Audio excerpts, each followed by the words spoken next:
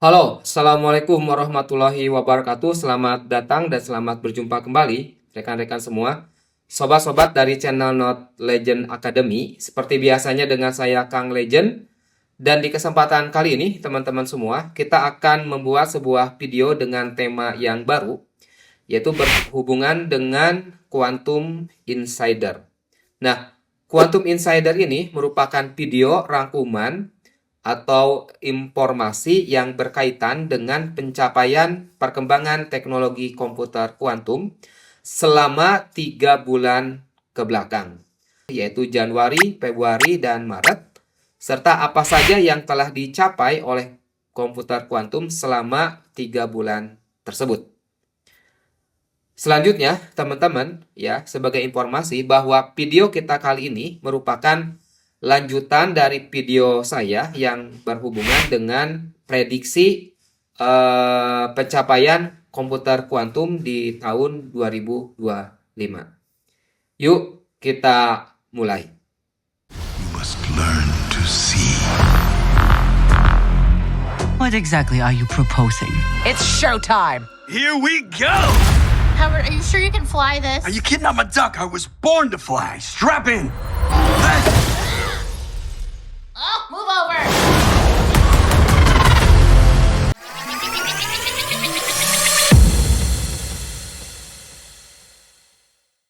Oke, teman-teman, untuk kita dapat mengetahui informasi terkait pencapaian apa saja yang telah ditorehkan atau telah dicapai oleh komputer kuantum selama periode kuartal 1 di tahun 2025 ini, saya akan mencoba menggunakan AI untuk membantu saya mengumpulkan semua informasi yang ada di dunia maya atau di internet terkait, ya, tentunya terkait dengan segala hal yang berhubungan dengan komputer kuantum.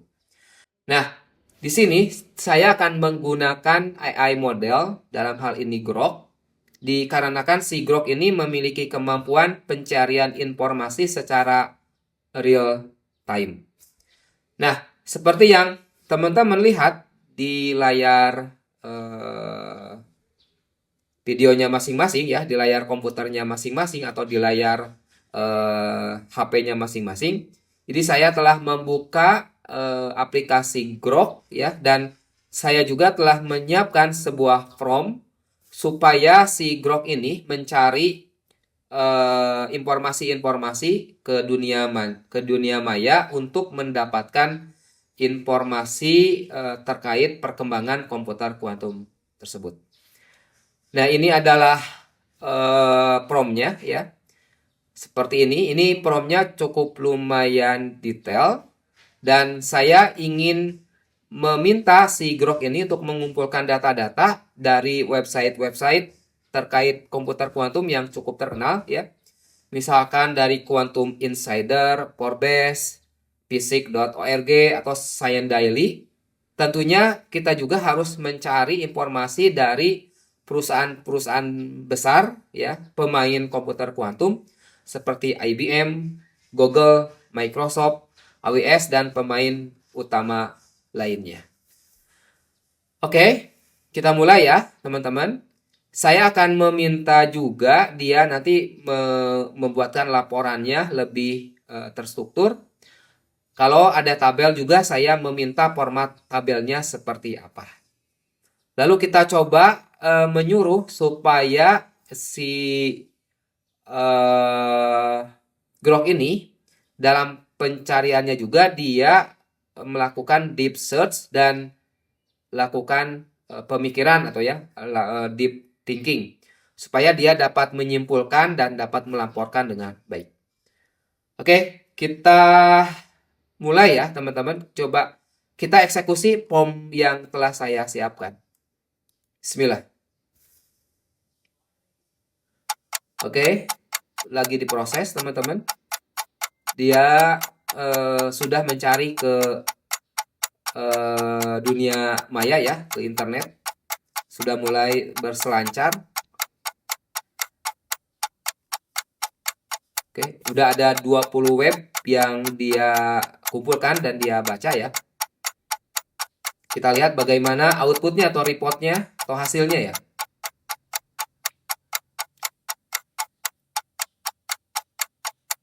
Oke, kita tunggu masih memproses karena ini menggunakan deep search dan deep thinking sehingga outputnya menjadi lumayan cukup lama ya.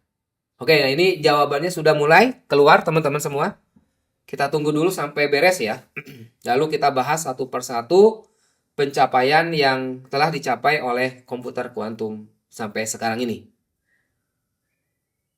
Oke, sudah ada tabel juga. Kesimpulan terakhir ini kayaknya sumbernya. Oke teman-teman, jadi ini adalah informasi yang telah dikumpulkan oleh Sigrok ya. Oke, kita lihat jawaban langsungnya. Berdasarkan informasi yang telah dikumpulkan oleh Sigrok, pertama jawaban langsungnya ya mengenai perkembangan komputer kuantum. Di sini dia menemukan bahwa penelitian ya research sampai sekarang menunjukkan bahwa komputer kuantum itu telah berkembang pesat hingga kuartal 1 tahun 2025. Nah, ini ditengarai dengan pencapaian utama seperti chip 156 qubit dari IBM dan sistem 56 qubit dari Quantinuum, tetapi memiliki fidelity atau tingkat kualitas gitu ya terhadap quantum error correction itu sampai 99%. Jadi walaupun qubitnya sedikit 56, tapi ini hampir semuanya qubit fisik, tetapi karena fidelity-nya 99,9%, maka hampir semuanya bisa dijadikan sebagai qubit logik yang stabil. Artinya walaupun 56, tetapi hampir sudah semuanya menjadi qubit logical qubit. Kedua, saat ini ya berdasarkan informasi yang dicari oleh Sigrok, saat ini sistem dengan lebih 100 qubit digunakan untuk penelitian, tetapi keunggulan kuantum skala besar masih sulit dicapai dikarenakan masalah dekoherensi. Nah, ini seperti yang telah saya sampaikan di beberapa video sebelumnya, bahkan di video saya mengenai prediksi perkembangan komputer kuantum di 2025, bahwa permasalahan utama yang akan difokuskan oleh para perusahaan-perusahaan besar yang bergerak di bidang komputer kuantum adalah masalah decoherence. Selanjutnya ketiga, ini prospek masa depan untuk komputer kuantum ini cukup sangat cerah. Dan dengan rencana untuk skala qubit logis pada tahun 2030 yang ini berpotensi mengubah bidang seperti kedokteran, keamanan, dan AI. Jadi di tahun 2030 ini hampir beberapa ahli memprediksikan merupakan tahun komputer kuantum sudah masif diadopsi dan sudah memiliki stabilitas yang cukup sangat tinggi. Walaupun di beberapa bulan ini terdapat juga beberapa kontroversial ya yang disampaikan oleh beberapa petinggi, termasuk salah satunya dari petinggi Nvidia yang menyatakan bahwa komputer kuantum ini perkembangannya bisa sampai 10 atau 30 tahun ke depan. Tetapi di beberapa forum yang lain, forum setelahnya, CEO dari Nvidia ini ternyata dia melarat bahwa dengan melihat perkembangan komputer kuantum sekarang, perkembangannya tuh bisa menjadi lebih cepat, bahkan mungkin 1 tahun, 3 tahun, sampai 5 tahun ke depan.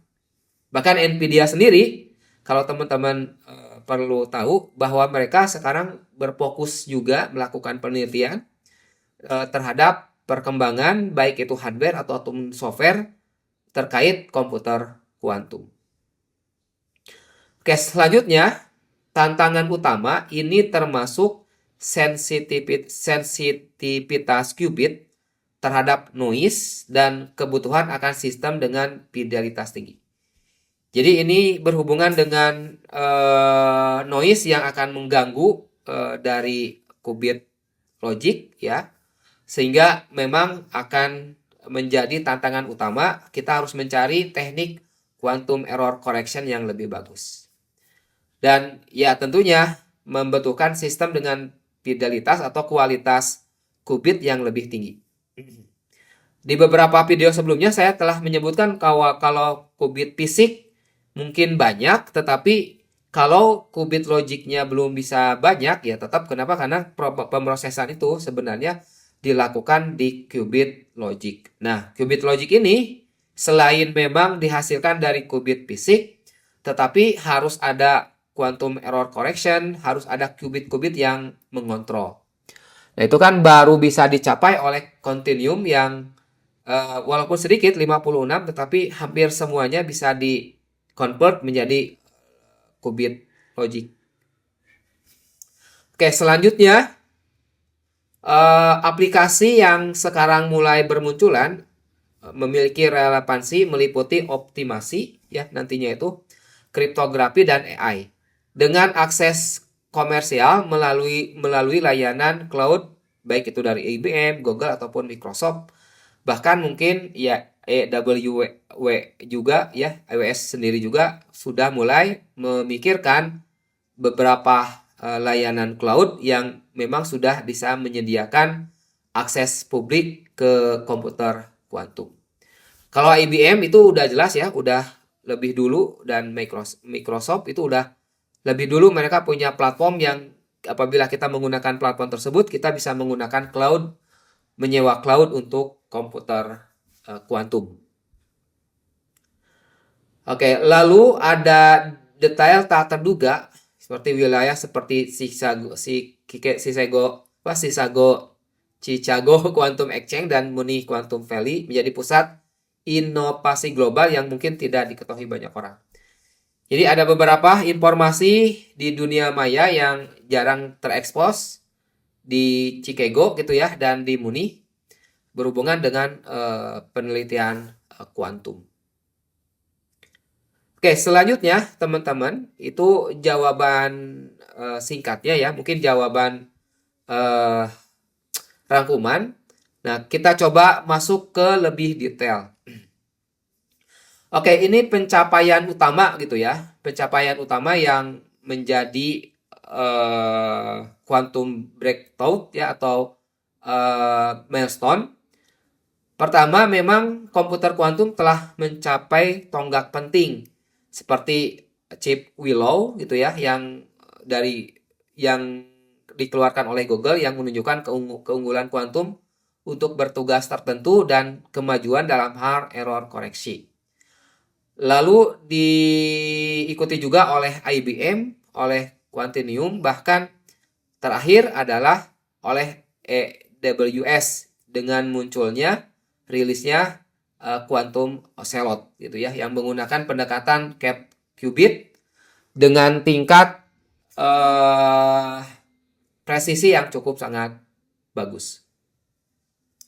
Di sini katanya IBM meluncurkan sistem kuantum 2 dengan chip 156 qubit, 50 kali lebih cepat.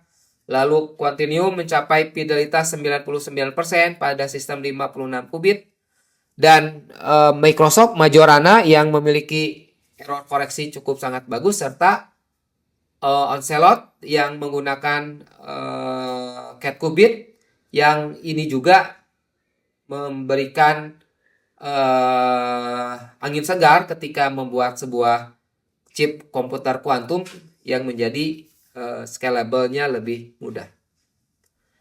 Oke, lalu kondisi terkini apa? Nah, kondisi terkini saat ini sistem dengan lebih dari 100 qubit tersedia untuk baik itu penelitian ataupun aplikasi awal. Tetapi keunggulan kuantum skala besar ini masih belum tercapai karena tadi ya, dua. Satu, dekoherensi, dan kedua, tingkat error yang cukup tinggi. Nah, layanan-layanan seperti cloud, seperti Amazon Braket ini menyediakan akses ke prosesor seperti Ankaa ya, ataupun ke prosesor Rigetti dengan fidelitas yang cukup tinggi.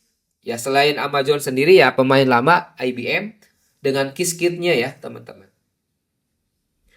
Oke, selanjutnya prospek masa depan. Bagaimana prospek masa depan? Seperti yang telah saya sampaikan di video mengenai prediksi perkembangan komputer kuantum di 2025, ini ternyata riset menunjukkan prospek komputer kuantum di 2025 ini sangat cerah. Sehingga PBB ini menetapkan sebagai Tahun Internasional Sains dan Teknologi Kuantum, ya. Lalu perusahaan-perusahaan besar seperti IBM, Google, mereka sudah memiliki rencana untuk skala qubit logis yang bisa digunakan permanen, menggunakan lebih besar, lebih bagus, lebih efektif di tahun 2020 ya, 2030. Sehingga ya benar-benar akan berpotensi merevolusi berbagai bidang lain, kedokteran, penemuan obat-obatan, material, komponen, keamanan, dan AI dengan kolaborasi global yang sangat meningkat.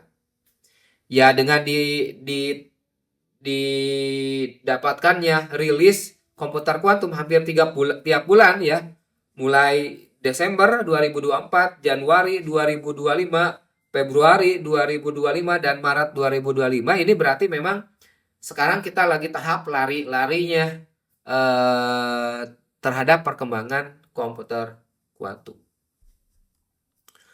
Oke, selanjutnya kalau tantangannya seperti apa ya? Nah, ini berdasarkan data yang dikumpulkan oleh Sigrok. Tantangan utama ini termasuk sensitivitas qubit terhadap noise ya, terhadap gangguan dari luar, kayak suhu, gelombang elektromagnetik, getaran dari lingkungan, dan sinyal kontrol, serta kebutuhan untuk meningkatkan fidelitas.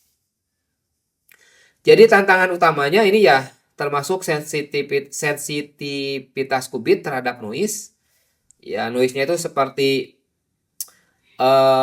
panas dari luar, gelombang elektromagnetik, atau bahkan getaran sekalipun. Dan tantangannya itu sinyal kontrol serta kebutuhan untuk meningkatkan fidelity. Membangun komputer kuantum skala penuh ini akan membutuhkan kemajuan simultan dalam hardware, software, dan algoritma yang masih kompleks. Jadi ini tantangan dari komputer kuantum. Oke, selanjutnya adalah aplikasi relevan. Nah, pada saat ini sudah mencakup optimasi di berbagai masalah ya, kriptografi dan AI dengan potensi untuk penemuan obat baru dan simulasi kimia. Nah, akses komersial tersedia melalui layanan cloud. Jadi ini memungkinkan bisnis dan peneliti untuk bereksperimen sejak dini. Oke, teman-teman, berikut adalah tabel dari pencapaian atau perkembangan dari perusahaan-perusahaan besar terkait dengan perkembangan komputer kuantum yang mereka capai. Satu, ini adalah perkembangan yang dicapai oleh perusahaan IBM. Pencapaiannya yaitu sistem kuantum 2 ya, chipnya memiliki 156 qubit dan mengklaim 50 kali lebih cepat daripada komputer-komputer sebelumnya. Sistem yang digunakan namanya adalah prosesor Heron. Lalu metrik kinerjanya ya memiliki 156 qubit fisik, dan fidelitasnya ini tidak bisa kita cari informasinya ya. Selanjutnya pendekatan teknologi menggunakan qubit superkonduktor seperti biasanya karena memang IBM fokusnya di komputer kuantum berbasis superkonduktor. Lalu aksesibilitasnya, si prosesor Heron ini memang sudah bisa diakses oleh publik lewat industri ya, via data center menggunakan Qiskit tadi. Berikut adalah sumber informasinya ya. Ini sumber informasinya tertanggal Februari tanggal 22 2025 ya. Oke, itu yang IBM. Selanjutnya Google sendiri pencapaiannya chip Willow ya, dengan fokus pada peningkatan error koreksi dari Google. Nama sistemnya chip Willow, qubitnya datanya tidak bisa diakses, fidelity-nya juga tidak bisa diakses. Tapi pendekatan teknologinya sama, menggunakan superkonduktor qubit. Lebih jelasnya kalau IBM menggunakan Junction, Joseph Junction. Kalau yang Google menggunakan Transmon. Accessibility-nya fokus riset dan industri. Ini informasi yang bisa kita dapatkan dari mana gitu.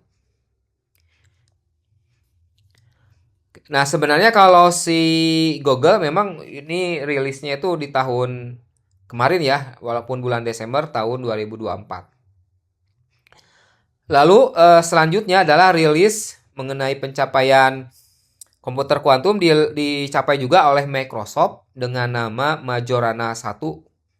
Nah, ini karena menggunakan qubit topologi yang lebih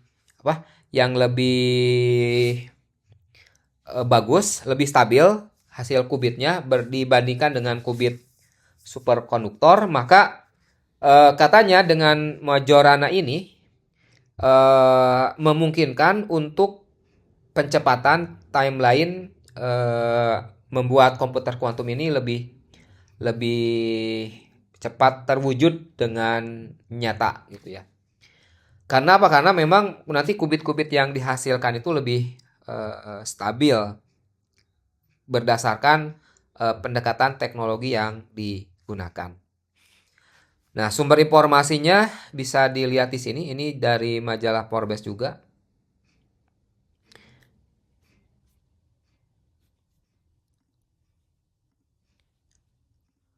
Oke, lalu selanjutnya perusahaan Quantinuum juga meluncurkan tadi ya sistem 56 qubit, tetapi dengan fidelitas gerbang 2 qubit mencapai 99,9%.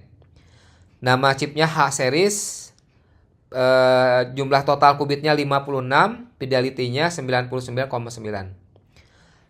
Menggunakan qubit yang terperangkap ya, ion trap. Jadi pendekatannya agak beda dengan Microsoft menggunakan topological qubit, Google dan IBM menggunakan superkonduktor, kalau Quantinuum menggunakan ion yang terperangkap. Quantinuum juga aksesnya sudah bisa diakses lewat cloud komersil. Kayaknya sumbernya ini hampir sama juga. Terakhir adalah AWS atau Rigetti, ini dengan si qubit Anka, ada 28 qubit ya, fidelitasnya ditingkatkan, tetapi ini menggunakan superkonduktor. Nah, si AWS sendiri dia sudah menghasilkan chip quantum processor sendiri ya, yang kemarin namanya Ocelot ya.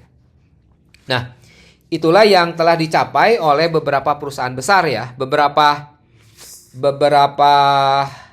pencapaian IBM, Google, Microsoft, AWS itu sudah ada videonya ya teman-teman di saya. Jadi saya telah membuat pengenalan mengenai chip Willow, Majorana, lalu Ocelot gitu ya. Teman-teman bisa akses mengenai chip-chip komputer kuantum itu di sana. Jadi teman-teman bisa tahu tuh di dalamnya tuh teknologi yang digunakannya seperti apa, cara kerjanya seperti apa, jumlah qubit atau properties-propertiesnya juga bisa dilihatkan. Oke, jadi itu teman-teman adalah Quantum Insider ya, untuk ke teman-teman semua, pencapaian yang telah ditorehkan oleh berbagai perusahaan dunia terkait dengan perkembangan kuantum komputer. Nanti ini beberapa informasinya akan saya coba tuliskan di deskripsi URL-nya sehingga teman-teman bisa bisa mengaksesnya, mempelajarinya lebih detail. Oke, teman-teman, itu dulu mungkin informasinya terkait Quantum Insider pertama di kuartal pertama tahun 2025. Mudah-mudahan dengan adanya informasi rangkuman pencapaian komputer kuantum ini membantu teman-teman lebih tertarik untuk mulai mempelajari dan mendalami komputer kuantum. Sekian informasinya ya teman-teman semua. Terima kasih. Wassalamualaikum warahmatullahi wabarakatuh. Bye-bye.